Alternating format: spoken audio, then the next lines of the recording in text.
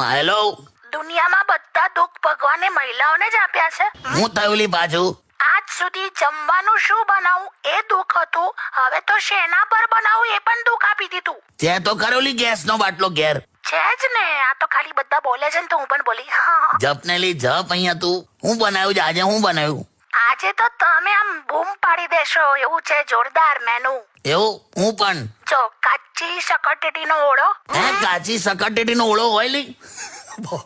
સાંભળો, જો પત્યું નથી. બીજું છે ભીંડાની ખીર. ભીંડાની ખીર અને પછી છે શેરડીનું અથાણું. શેરડીનું અથાણું કઈ રીતે હોય? ઓય છે ને, મેં કીધું ને બૂમ પડાઈ દઈશ. તું ગેસનો બાટલો ના બગાડલી મારી માં. અરે વેરાયટી ના કહેવાય અને વેરાયટી શું યાર?